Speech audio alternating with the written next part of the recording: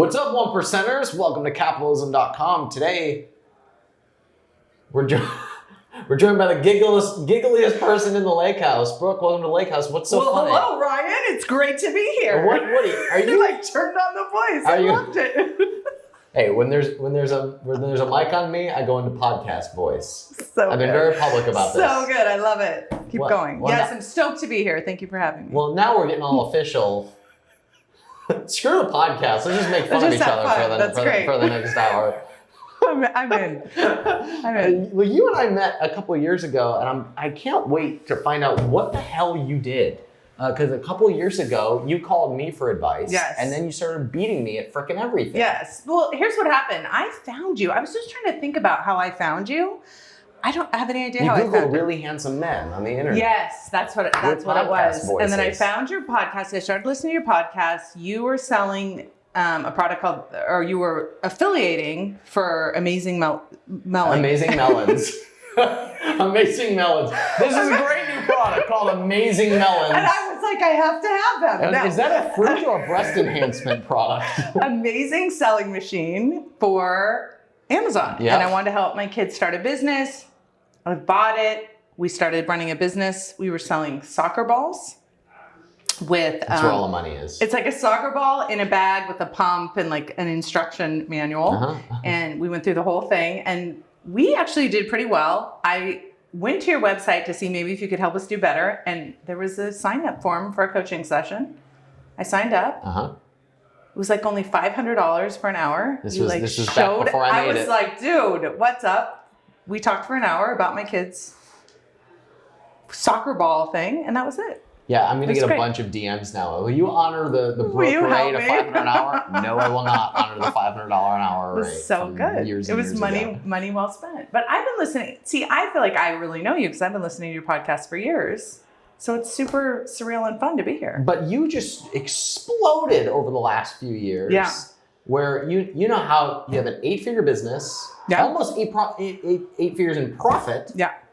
Every time I hear Frank Kern talk, he quotes you as his his champion student. I am a very big deal. Yes. You consistently have one of like the top 50 business podcasts on iTunes. Which I think is kind of funny, don't you? That it's a business podcast and it's all about life coaching. Well, you can change that categorization anytime you want.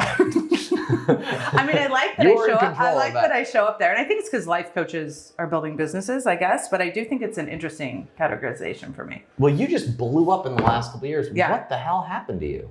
I think I'm one of those typical stories that it's like the overnight success that's been at it for 10 years. I think partially it's just the momentum of me being at it so long and learning along the way. I always say success is built on a pile of failures. I think I got my fair share of those, right? And I started to succeed. I also think the life coaching industry took off for me personally. Just like decided to take off because when I first started as a coach, everyone wanted to know what sport I was in, right? What sport I was coaching, seriously. And so then I think the industry's grown. I think me learning how to do the internet was really helpful. Me hiring Frank Kern, me doing a podcast. So when you say learning how to do the internet, what does that mean to you? Yeah, like learning how to build a funnel, learning how to build a list, learning how to promote to it, learning how to, I know this sounds crazy, but like ask people for money.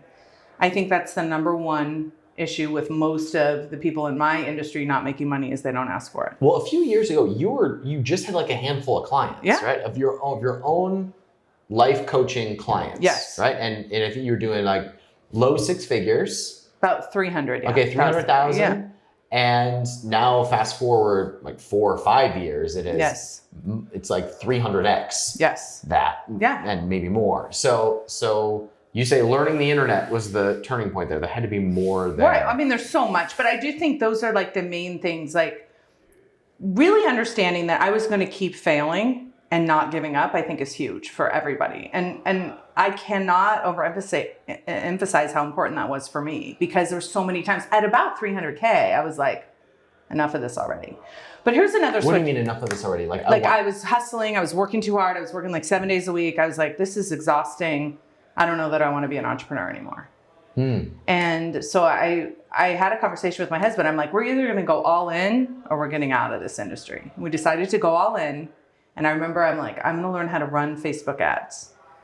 And so I started running Facebook ads. And that really, that aggressive acquisition of customers really changed the flow of customers into my business. That was huge. It's not like you could, as a life coach, you couldn't just take on more clients because you're already working all the time. Well, I could because I was doing group coaching. Okay, so I could do that. So you changed from a one-to-one to a one-to-many model. Yeah. And then you started running Facebook ads to amplify the one-to-many model. Would you talk a little bit about what the model was? And I will tell you at that time, when I went from 300 to 1 million, was really when I started doing the group coaching, which instead of doing one-to-one, I started putting groups of people into coaching sessions, which I was, really challenged to do because I felt like it wouldn't be as effective because people weren't getting all that one-to-one attention. But what I found out is that it was even more effective because other people seeing other people be coached was really powerful because they could see their issues in each other easier than they could see them in their own life. So that started becoming a really powerful thing. Then I started doing online courses, which were passive income courses that I was able to sell. And that really helped everything. But I'm kind of like a word of warning that happened from 300 to 1 million is I started doing too many different things. And then I started getting burnout again at $1 million. So that's right when I started working with Frank. And we decided to just focus on one thing at a time. So we narrowed my business down, we constrained it down, I started charging more, and that's when it really started to come together. And the thing that's the coolest for me about going from 1 million to 10 million and beyond is that I work less now than I ever had. Yeah, you refuse to work more than 3 days a week. I like working 3 days a week, yeah. And here's the greatest thing about it is people say, oh, you work 3 days a week, you don't work very hard. But that's not true. Like the 3 days a week that I do work, I work my ass off. But I can do that because I know I get the next day off. So you do like Monday, Wednesday, Friday kind of thing? I do Monday, I take Tuesday off. They work Wednesday, Thursday, I take Friday off. Yeah, that's really cool. So when you discovered that you were going to go all in on one thing at a time, what was the first one thing? So the first thing I decided to do was a membership site. And Frank just said, hey, do a book funnel to a membership site. And I knew there was like 1,200 reasons why that wouldn't work for me and that I shouldn't do it and that he didn't understand my industry and that I couldn't charge that much, all that stuff. And I have to say, I think that's, like Frank talks about me a lot this way, like I just did what he told me to do. I paid him tens of thousands of dollars to give me advice. And I'm like, what if I just did exactly what he told me to do? And I did, and that shit worked. What specifically worked? Was it the promotion of the book as a customer acquisition tool and being willing to lose money on the customer acquisition and hoping that it made up for it on the back end? That's right. I think that was the huge shift for me is, being willing to spend a lot of money on acquisition. It just seemed counterintuitive because especially from the industry or the business model that I come to from before was always, I would make all the profit right up front. Yeah. Right. Word of mouth, someone would come to me as a coaching client, I would just make all that money. So for me to lose money on the front end was scary. How many members are in the membership now? I can't say, it's a big secret. Oh, okay, it's a big secret. All right. Now let me ask you this: what was the book that you promoted, and are you still running it? I did 3 different book funnels. So I did Stop Over Drinking, Stop Over Eating, and How to Feel Better. And so 3 different niches into the same membership site. And are they still running today? The book funnels? Yeah. We used to do the book funnel $7 to an upsell. Now we do free ebook opt-in. Oh, interesting. Yeah. Interesting. So it's all about acquiring the name and warming them up and getting into that. Yeah. So I want to go down. Can I go down a weird rabbit hole with you? Let's do it. So all right. So you're a life coach. Yes. Do you work with like inner gunk that's holding people back?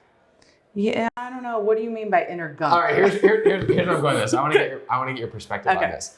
So I have found for me that burnout happens when I overextend myself, obviously, but I always think that if I overextend myself, it'll be more valuable for people. Just like you said, if I go to the group coaching, it'll be less valuable. Yes. You turn out it was actually more valuable. Right.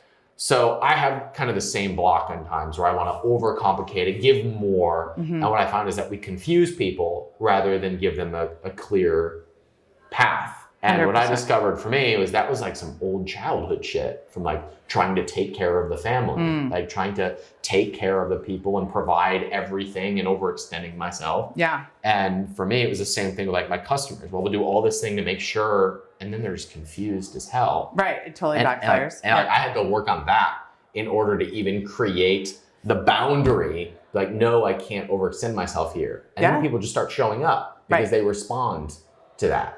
Yeah, I mean, my view on burnout is that it doesn't have to do with how much you're working, which I know sounds weird. I think burnout is caused by whatever emotion is fueling what you're doing. So you can be coming from a super abundant, excited mindset and work all day, every day and be energized by that.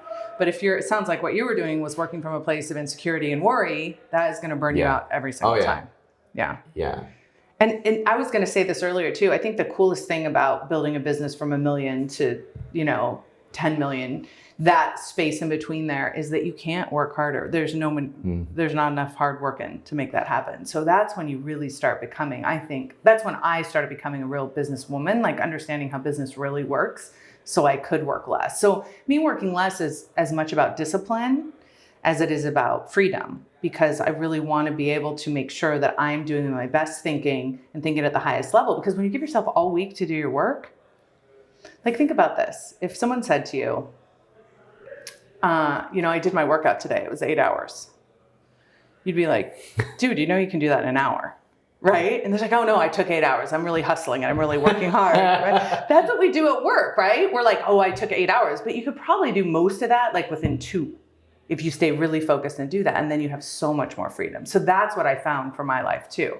And that is another thing that helps prevent the burnout, because if you burn it, I think you call it the grind, right? Yeah. If you grind it and grind it and grind it to 1 million, how are you going to get to 2 million? Right. There's just no grind left. It's a different set of systems that will take you from 1 to 10. Yeah. And most people think that the same thing that got them to 1. Right.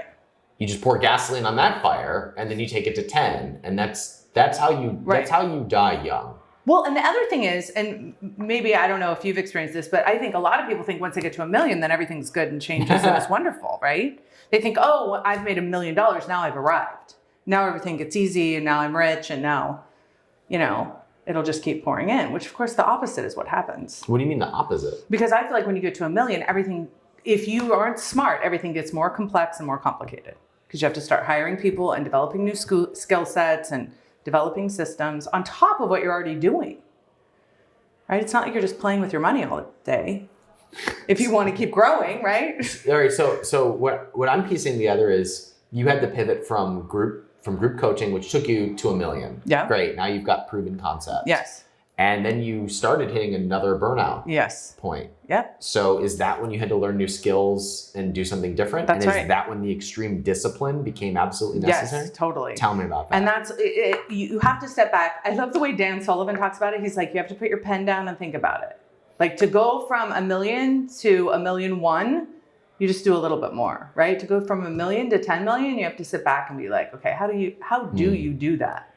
How do you do? There's no way that I can work more. How big can a group be? Like that's when I started thinking about systems and teams and building everything. But you can still burn yourself out doing a team and systems. So you have to step back. The other thing that I decided is that I wasn't in a hurry, because I realized, wait a minute, it's not better here at 1 million than it was at 6 figures.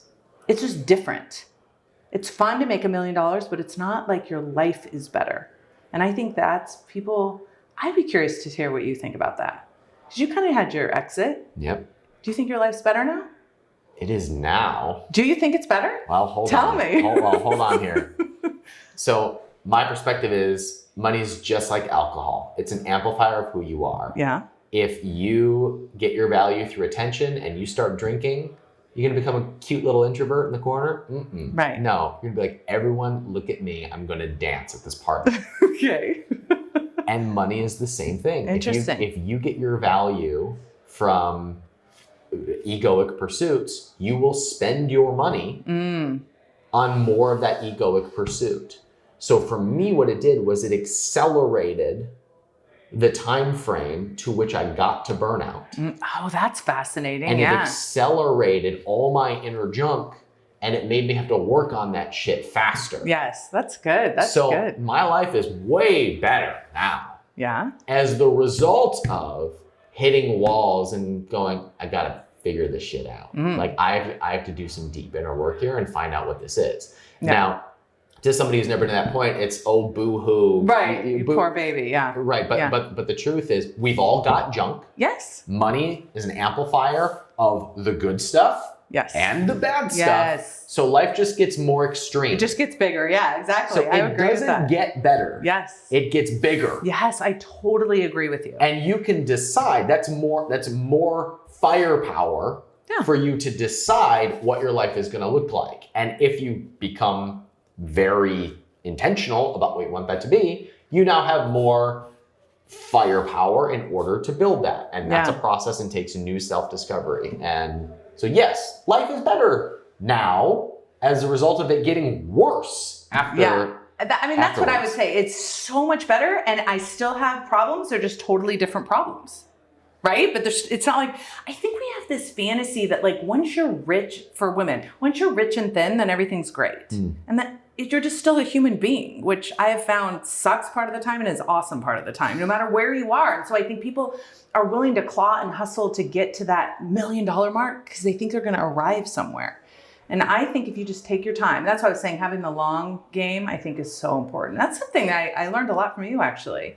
You and Gary Vee with your long game visions of owning teams. I think that seems so far away, and yet it's like making that declaration of the future. You can always think from that. I think that's super powerful. Well, I just find that I make better decisions when I'm thinking about the long game. Yes, totally. When I'm thinking about what do I want 5 years from now, I just make better decisions because I'm more relaxed. It's like when you're thinking short term, you're usually thinking about some sort of an egoic pursuit. That's right. So you're more likely to just do dumb shit. Like make dumb decisions that are for your own pursuit. And then you think there's going to be a result at the end that's going to change the way that you feel. Yes. And then it doesn't, so you make the next short-term decision. Right. You're like, oh, that wasn't it. I better work harder and faster. You coach, you won't say how many people, but lots of people. It's a big secret. So what I'm curious about is like, is this an entrepreneurial thing or is this a human thing? This is a human thing. So like with my weight loss clients, it's all about when they get to their goal weight. Then everything's going to be perfect, right? With my clients that drink too much, when they quit drinking, everything will be perfect, right? Or when they can control their drinking, everything will be perfect. With my single clients, it's all about when I get married. And I'm like, who's married? Raise your hand. Is your life perfect, right? We give ourselves like this dream that when we arrive there, then we won't be this. We won't be this human that isn't perfect. Because look at it's like, I think a lot of times we're sold this idea that the goal in life is to be happy all of the time. And we look on social media and everybody else is happy all of the time. Why aren't we happy all of the time? If we just could make $1 million or get skinny or whatever. And so then we get there and we're so bummed that that doesn't do it. So I think that's where the clawing happens for some people. So what do you do with them after they discover that it doesn't make them who they want to be? They're just really pissed. But I try and warn them. So I have this philosophy that there's a balance to life, right? They're pissed. There's a balance to life. And if you just accept that like life is 50-50, there's negative emotion and positive emotion, no matter where you are in your life, no matter how old you are, you just have different problems, right? And so if you know that at $1 million, you're still going to be about 50-50, when you get married, when you have kids, you're still going to be, it's just going to be a different type of it, then I think we can be less in a hurry to get to the place. Yeah, and you're less resistant to the problems. Right, exactly. And you're not so mad at them. You're not like, why are there problems? I'm supposed to be happy. There's supposed to be no problem. God, I get that. Yeah, isn't that crazy? I so get that. And now, Brooke, I learn through mistakes. Yeah, we all do, buddy. So I just hurry up to the mistakes. Oh, okay. So I will learn from them. Okay. Hey, see money. What do I say every time we go to make a video? Oh, come on. What's my catchphrase every time I go to make a video? Let's make some mistakes. Let's make some mistakes. Right? It's like, like, I'm not going to figure this out. Let's hurry up and make some mistakes. Yeah. Is there a different way to do it? No, here's the thing. I don't think the mistakes are avoidable. I think you have to make the mistakes. I think being in a hurry, why are you in a hurry to make the mistakes? Because you think you're going to get done with the mistakes? Because I will learn faster. Yeah, well, maybe. I think if you're willing to walk into mistakes quickly, I don't think there's anything wrong with that. You know what I think makes the difference between success and failure is what you make the mistake mean afterwards. That's it. That's the difference. Would you expound on that? Yeah, so like I always try and teach my clients this. So like for you, once you own the Cleveland Indians, okay? Just imagine yourself owning them. They're Done. yours. Yep, right? got it. Then I got eye black on my eye. I got Moran 13 on my back. I'm in the dugout. Yeah, and so every big mistake you make, like let's say you try to build a team for capitalism.com and try to build some systems. It doesn't work out quite the way you wanted it. You're going to make that mean something. Like what? What are you going to make it mean? I'm a failure and I'll always be a failure. Okay, but let's, take the time machine to you already own the Cleveland Indians. What do you think about that then? Looking back on this, what do you think? That was no big deal. It was cute. It was a cute little thing that happened, right? That's the thing that I think most of us like define ourselves from our past instead of from our future. And I think that if we can define yourself all the way, you're going to be successful. That's what I think propels you forward faster. And is that the case with like weight loss clients? Yes, of course, because people start losing weight, they gain some back. But if you know you're going to be thin, eventually, if you're 100% sure of it, the way you interpret that was, remember that one time I overate versus I'm never going to lose weight. I'm a terrible person. Wow. I'll always be fat. So it's just like almost like resting in the future version of yourself. But this is what I would say to my clients, you have to believe harder. Like, look how hard, do you really believe you're going to own the Cleveland Indians? Yes. Like, really? Yes. Like, genuinely? Yes. So that's it. Like, you just have to believe harder. People set goals and they believe in them until the first mistake happens, the first failure happens. And then they decide, I guess that's not going to happen. That's interesting. I really like for you to expound on that. I don't know what I want you to say about it, but I feel like I'm almost on the cusp of understanding this completely. Yeah. Like I get this conceptually, but the way I'm hearing this is like we tend to view our present as like infinite, like it's always going to be this way, and what you're saying is view almost the ideal version of ourselves as infinite, and this was a blip along the way. Well, here's the thing that's unique about you. So think about this, like. Most people, if you ask them, can you make $1 million? They'll say no. And you'll say, why? And they'll say, because I've never done it before and I don't know how. Right? Those are the reasons. I've never done it before and I don't know how. And I don't know how because I've never done it before. Right? That's what most of our students will probably say. So what makes you think you can own the Cleveland Indians? Do you know how to own them? No. Right? So what makes you believe in something you don't know how to do? I just choose to. Right. That is huge. You're making a decision to believe in something in the future that you don't know how to do. Now, what's great about not knowing how to do it is you're going to try and do it this way and that's not going to work. So it doesn't matter. You're still going to believe in it. You're going to try a different way. Now, if you knew how, you thought you knew how to own them and you tried that one way and it didn't work, then you'd give up. That's beautiful. You see the difference? So it's like you're good at this life coaching. You believe in it no matter what. And you may have to try 700 ways. But it's just another way that didn't work. It's okay. You're still going to own them. So for some reason, the way I'm processing what you're saying is the way you just said it is it took all of the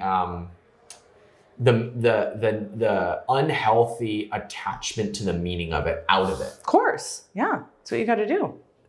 Okay, so I'm learning this for the first time. Okay. So you say that like, of course, that's what happened. Obviously. So it was almost like the heaviness of what it means about me was removed. It's like, this is the goal. I'm going to try these different ways. And this is, as Gary Vee would say, this is like the pursuit of owning the Jets. Right. And if I get there or not, it doesn't matter. I'm like committed to the result and the path that it puts me on. And that's how I feel about the Indians. Of course. But there have been times where I literally felt like a failure because I didn't own the Indians yet at 26. Right.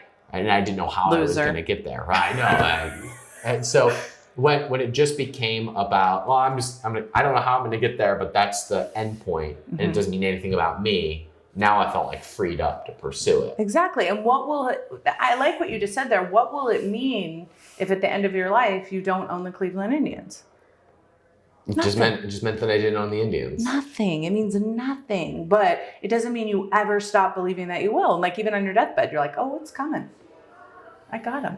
You know what I mean? Like that's, I think your relationship with yourself, like you don't give up on yourself and your beliefs for anything, especially some little failure along the way that you make it mean like I've made this statement out there in the world and I'm not proving it true yet. There must be something wrong with me. Right. That's you have to always just review, wait, how hard am I believing in my dream? And most of us we trade our dreams so fast. That's why it's so cool to publicly proclaim them. One of the scariest things. Because you're like, I better get my ass back to believing. Yeah. Right? Because I put it out there in the world. I love that. One of the exercises I have people go through in our trainings is take the goal of the business and post about it on Facebook. Love it. Yes. And that just drives you to start doing it. Do you have to self-coach yourself? All the time. As you're going through like 300,000 to 1 million to 10 million to beyond? Yeah. What does that look like to coach yourself? You know what's interesting is once I made, like, I had written down that I wanted to make $10 million and put it on a piece of paper and on my bedside. And when I was making like 300K and I would look at that and I'm like, every time I look at it, I'm like, that's never going to happen. Like literally, it was just like this weird thing that I had put there. And then once I made 10 million, I was like, oh, money is easy. Like I can make 100 million. And I know that I'll make 100 million. Like there's not even a little bit of doubt. But I'll tell you what, my new work that I'm doing is I took on a group of coaches that I want to they're brand new baby coaches. I want to get them all to 100K. And that is the work that I'm doing now because I'm believing for them and creating the space for them to have that dream and making it my own dream too, which is challenging because they don't do what I tell them to do. Right? So that's my next kind of layer of work. So I have to coach myself on believing that that's possible, that all 10 of them will get to 100K because of the way I'm advising them. And so that's a daily pursuit of, can I believe in something that I really don't have any control over, right? Because do I really have control over making $100 million? How do you do that? I have no idea. You have some control, but you don't have control of the result. Right? You have control about how you show up. I have control over how hard I believe. And that has changed everything. So as soon as I get frustrated, that's when I go off course. But if I'm like, oh no, this is as good as done. I'm not sure how I get there yet, but I'm going to believe. Then all of a sudden I get great ideas and stuff comes to me. So I just stay really focused on that end game. Can I ask what the primary revenue driver of the business is? It's pretty equal between scholars and certification. Okay, so people who are going through a certification and then your group coaching. Yeah. Right? And so do you put an equal amount of marketing into both of those or does one drive? Yeah, most people come to my coaching program and decide to become a coach. So I don't really market my certification program. That's pretty organic. Yeah, so that's a really good example of that whole one thing philosophy that makes everything else easier or unnecessary. Like you knocked over that domino. Yes. And now you kind of have this nucleus through which you can do whatever you would like from there. Do you know how you're going to get to 100 million? No. Okay. I don't need to know, just like you don't need to know about the Indians. Right. Yeah. But how long ago were you doing 300K a year? 4 years. But think about this. That's crazy. Let me ask you this question. So when you had your exit, you haven't revealed how much that was for, right? We know it was 8 figures. Yeah. Okay, so you had an 8-figure exit. Let's go back 3 years ago. Could you have told me how you were going to do that? Nope. No way. You know when the recipe comes together? When you get the money. Then you know how you did it. That's all. That's when you figure it out. Isn't that crazy? You don't know how you did it until you do it. So when you're working with people, how do you, believing hard, okay, that's great. Yeah. But then what? It's not just great. It's everything. It's the most important thing. Because it's the more important than the model. Oh, 100%. Because the first model you do isn't going to work. I need you to keep talking right now. Of course, the first model you do is going to get you to what? 17 million. That's where I'm at right now. That same model is not going to get me to 100. Yeah, okay. I don't know how I'm going to get to 100. It's going to be fun. It's going to be exciting. So I guess what I'm asking is, how do you then figure it out?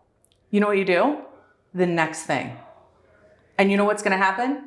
It's not going to work. And then you know what you do? This is like the 3-step process to making $100 million.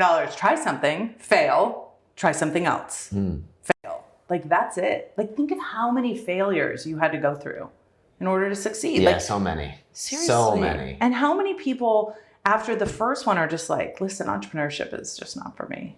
The internet's broken. And why do you think people create that story? Because it's not like just about entrepreneurship. It's also about losing weight or being Because in a that is relationship. literally how our brain is designed. What do you mean? Our brain is designed to learn in the past and then reference the past for everything in the future.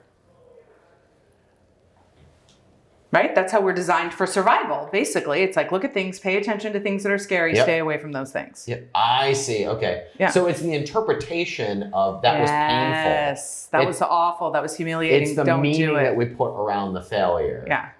And if it means nothing, you're like, oh, I still have the goal. Well, exactly. But yeah. but if it means pain, then you're gonna go, I don't like pain. I'm gonna do something else. Entrepreneurship's not for me. Yeah, and I always like to kind of reference that future self. My future self never says to me, that was a stupid idea, you shouldn't have done it. So I was like, oh no, there's something you needed to learn there. What is it? That's a stepping stone. Every failure just moves us forward or along, yeah. What do you do with clients to get them really clear on what they want their future selves to look like? That's actually a really good question, because that is not something that I feel like can be coached out of someone. I think that's something that has to be self-discovered. And I've had clients that just want to make a declaration because they think they'll be excited about it, and it just doesn't work. People say, I want to make $1 million. I want to make $1 billion. And they don't have a good why behind it. They don't have like, why do you want to own the Indians? I can't imagine anything more fun. Like, just super fun. It doesn't have to be like, because it'll save the world or something. It's just like, that would be so fun. Mm-hmm. And I love the idea of $100 million, not because I need, what am I going to do with $100 million?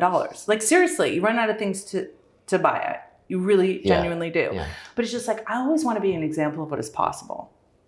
And if I can be like, I'm a life coach that made $100 million, to me, the exact same reason. I can't imagine anything more fun. Yeah. Right? It's not because, then I'll prove to my brother that I was worthy. And most people, I think, are operating from that place. Most people are like, when I have $100 million, then I will have validation. Yeah, I'll have a few money, yeah. Yeah, everybody will think I'm cool.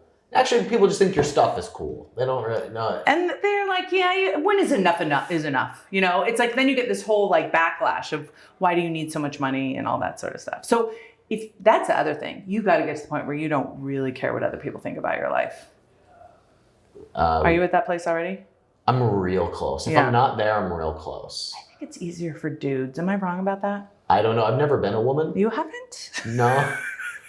I think, like, I don't know. I was raised to kind of keep an eye out for what people were thinking of me and make sure I was appropriate and attractive to and pleasing to people. And so since I let that go, life's been way more fun because, you get haters. How did that shift happen for you? I just decided that my opinion of myself was so bad when I was trying to get everyone else's opinion of me to be so good that I decided to just switch it. It was like, when was that? I don't know, probably about 10 years ago. Okay.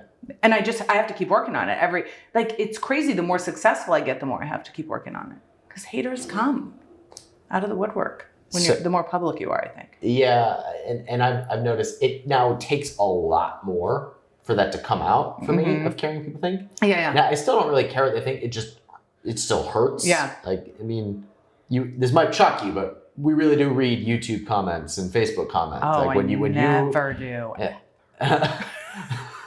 I don't believe you. I really swear to God I don't. Like, I just cannot put my brain on the negative stuff. Well, but here's the trick. If you're going to read them, you have to take them both with a grain of salt, right? So we want to read the good stuff and be like, I'm amazing. And then we read the bad stuff and we're like, oh. But I know the amazing stuff where people say I'm so amazing is about them. Yep. Really it is. And the stuff where they say I'm terrible is about them. And that really sets me So free. what I found is I'm now immune to them up to a certain point. Yeah, nice. It just takes more in order to trigger me in some way. And so it takes a different level of feedback in the marketplace for me to be okay with it. Yeah. But the more that I work on that, the bigger things get. Yeah, and vice versa. That's why I say I still have to always work on it, yeah. Yeah. Because we're trained, not trained where we are trained, but our brains are programmed to belong, right? To be part of the tribe so we don't die. So, Brooke, these feel to me like these are life lessons that take years, sometimes decades to learn. And when I want to ask if there's a faster way and you're already telling me with your head that. Here's what I think. I think like both of us will be slightly different for the rest of our lives because of this conversation today. And I think that that's true, right? I think that it doesn't have to take, if you like listen to yourself and like if you have aha moments and you actually apply them, it really can be immediate. You don't think that? What can be immediate? Like a epiphany or a new idea or a new belief about yourself. Like I decided one day that I just was never going to hate myself like the way I looked physically ever again. Like I grew up self-loathing. I just decided enough is enough. This is bullshit. I'm not ever going to do it again. I never did. Like, I do think you can do that. You can just quit drinking. You can quit doing stuff that hurts you. Not that drinking hurt you. I was doing it in a way that hurt me. But like doing things, talking to yourself in a negative voice, self-pity, whining at yourself, complaining, excuses. Really? You think they can just stop? 100%. You just make a commitment to do it. I really do believe you can do that. Think about something in your life that you thought you couldn't do. It's kind of like my mother-in-law never could quit smoking, ever. Tried everything, and then she got cancer. Never smoked again. That minute. So do you think it's a pain threshold thing? No, I think for her, she just changed her mind like that, right? She said, I'll never smoke again, and never did. For a lot of people, yeah. Like they have to reach a certain amount of pain. Oh, I hear what you're saying, yeah. In order to make that change. And you're saying you can do that without having to hit the pain. I think it's actually sometimes the opposite. It's like the willingness to do it, you have to allow for the pain, right? So when you give up, like complaining is so indulgent. Excuses are so indulgent and they feel a little bit good, right? Especially if we sit here and complain about the same thing together. Like, oh, it's so hard. Making so much money. It's just a burden. Right? And you complain about, but if you're like, I'm never going to do that again. I'm never going to complain about paying taxes again, ever. Because it's a privilege of my life to be able to live in this country and pay taxes. Like, what if you just decide to believe that for the rest of your life? You can just do that. That'd be a false belief. You should pay zero tax.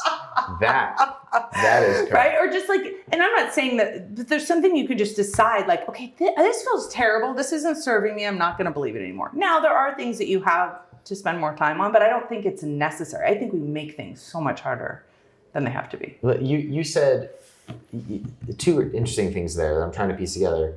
You said it's being okay with the pain. Yeah. Being okay with what pain? So like, for example, if you decide, like so many of my clients don't want to, they want to lose weight, right? So it's actually easier not to overeat than it is to overeat. Like physically, like you pick up the fork fewer times, right? The hard part is the experience of whatever deprivation, that kind of pain. Like giving up that instant gratification that costs us all of our dreams is the pain we have to be willing to. That's like discomfort. I always say that discomfort is the currency to your dreams. You have to be willing to be in that space of not giving in to every single temptation. For me, I think this came from entrepreneurship, but there was like a need to be doing something all the time. Right. There's like the need, if I'm going to work for this, I got to fill every hour with what I'm going to do. And then in comes Brooke Castillo, who works 3 days a week and is beating me.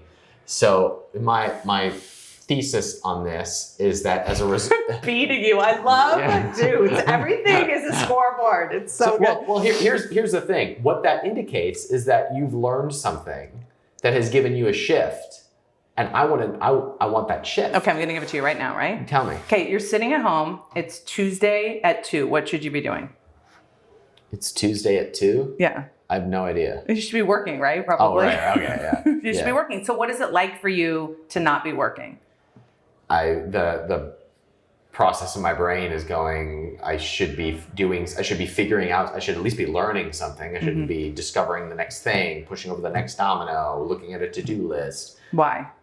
So that I can discover the next breakthrough. Yeah. So believing that you always have to be pushing yourself and on yourself and hustling to be able to have that breakthrough is a lie. Right? So you can actually work less and achieve more. It sounds like such lame bullshit, but it really is, because it comes from a lack of confidence, feeling like you need to always be discovering the next thing so you can get to the place because you got to own the Indians, right? But if you believe it, you're like, what's the hurry? I'm going to own them. Yeah. And like genuinely believe that. Where do you think breakthroughs come from? From having the space to think. I call it super thinking. If you never give yourself a chance to like solve your own problems because you're always in your problems, you never use your own wisdom to grow. So I think that like you do a lot of this stuff though. Don't you meditate and have the space for you to like Well, think? I mean, since I sold the company and Yeah. then hit that big wall, or I burnt out Yeah. and made a bunch of stupid decisions and invested in things I shouldn't have invested in. Okay, wait, stop. Can we just take a minute? We're like, coaching, time out. Here we go. Remember, we decided those weren't stupid and it wasn't terrible I and it learned a wasn't lot wrong. of lessons. Like, but seriously, like, what if you didn't interpret? Like, when I can tell even when you're talking about that, you're like, ugh. Yeah, a little bit. Yeah. You have to totally reinterpret all of that. Because if you have the, it's going to anchor you down. And if you see it as something that was like, of course you did that. Like, obviously you did that, right? That was the next step. Glad you did it quickly. I like that a lot better. Yeah, it's seriously, I know it sounds coachy and all that, but it's so big. You're letting that pull you down still. I can like feel it. Yeah, I think you're absolutely right about that. Yeah. Can you give me a new belief out of that? Yeah, tell me what it really was. Remember, we already own the Indians. We're talking about, remember when you were a little guy and you did that little thing? Like, what was that about? Well, that's a great reframe. So from that perspective, it was a speed bump that gave me the breather for me to discover my next moves. Dude, that was it. Right? It's not even like you made a mistake. It was just like the next logical thing that you were going to, of course, have to do. Right. That helps so much because it just keeps moving you forward. And as I said before, it sped up the mistakes that I would have carried on for years and years and years. And it got them out of the way so that I could clear all that gunk and move forward to the next breakthrough. Yeah. But you're using it like against yourself still. That's where you got to let it go. Okay, tell me more. Yeah, just don't. You're like using it. Like, I don't really know exactly how you're doing it, but I can tell it's like something that you're like, ugh, that made me less than I thought I was somehow. I felt that way at the time. Yeah. But looking back on it from the Cleveland Indians owner's box, what that did is it just made me go inside myself and learn and like free myself of a lot of old patterns that I had to get rid of in order to put me on the path to owning the Indians. Okay, so from here to the Indians, how many more times do you do stuff just like that? 0. No, like 105. Well, I mean, that's in a different flavor. Right. In the same mistake. Different flavor. And how you interpret every single one of those depends on how quickly you get there. That's it. Like, we want it to just be smooth, right? Just tell us how to get there and we'll go. But it's just like, it's just going to be a mess. That's the point. And we think that once we get there, all the other stuff will be. Yeah. Then you won't have any problems with that team once you own them. You won't care about winning. You'll just be grateful to own them. Yeah. And every day will be amazing. I'm pretty sure that's not how it's going to go. So here's my question, Brooke. Do you think that there is a point in which people reach their highest good or highest happiness? It has to be right now. That's the only way it works, right? It has to be now. You have to know it never gets better than this, and that's a beautiful thing, and I'm still going to own the Indians. What do you mean it never gets better than this? It never gets better than this. This is as good as it always gets. Like, what if that's true? And then the rest of it is just for fun. Because it is pretty good, right? Yes? Oh, yeah. And it also sucks, and I'm not mad about that. Because I'm pretty sure that's supposed to be the human experience. Because if it doesn't suck, we don't know that it's great. Yeah, I think that like the self-development world likes to say the past does not equal the future. I hope not. And well, I think the past is a pretty damn good predictor of the future. Ew. But you can change now. Yeah. Like it's only a good predictor of the future if you're using it to predict your future. Well, today is tomorrow's past. And so if you want the future to be different than the past, you have to change today. And and you have to think from the future. You have to create. Wow, that's a real interesting braingasm. Yeah, you have to create your life from the future, not from your past. Because you create from your past, of course, you're just going to keep repeating it. Most people do. Look at how often you run into a friend you haven't seen in 3 years. You're like, "What's new?" They're like, "Nothing." You're like, "You're right." Yeah. They're just repeating their life, right? Because think about when we're kids, we always create from the future. We're always thinking about when we're going to go to college and when we're going to get married and when we're going to get our job, and then all of a sudden we start just creating from our past. You think that's healthy though to keep doing that? Yeah. Creating from the future? Well, I mean, the sense of, I know that like some of my hardest years are right after college because there was this point and there was this point and when I graduate and when I get my degree and when I do, I'm going to start a business and then it was like, at what point am I just happy with now? But you have to be happy and have a great future. That's why I said happy is now. The problem you had then was, I'm not happy now, but I will be when I get there. Right. That's the big, and I see so many people trying to start businesses, so many entrepreneurs who believe that, like once I get to $1 million, as if $1 million in the bank, or once I get my exit, Yes, right. then it's all going to be great. Right? Now you said earlier that when people reach the goal, then they get pissed. Yeah.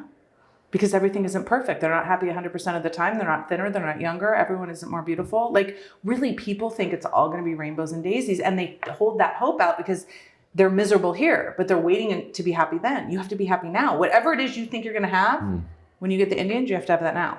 That's what gets you the Indians. And if somebody gets there, do you then have them set a new future? Of course. But you have to be as happy as you're ever going to be now. Yeah. That's hard for people to reconcile. But it always puts you back into the present. Yeah. And that's where life happens. Of course. Never gets better than this. And next year will be the best year I've ever had. Right? That's kind of the way that I like to look at the world. It's like, I don't mind the negative stuff because I know that that's half of my life. I'm all in. I know that I'm going to be so uncomfortable on the way to 100 million. And you choose it. Yeah, because what's the alternative? Being super uncomfortable making $1 million. You might as well get rich. Brooke, thank you for this. You got it. This is fun. It was very Where do fun. people find you? Lifecoachschool.com. Anywhere else? On iTunes, Life Coach School Podcast. You'll see me right above the 1%. Get out of my house, Brooke. You look in the rankings, there I'll be. Well, Brooke, I'm inspired by you. I'm challenged by you. And I'm so grateful to have you here. And yeah, thank you for having me at Call this your friend. amazing lake house. Well, thank you.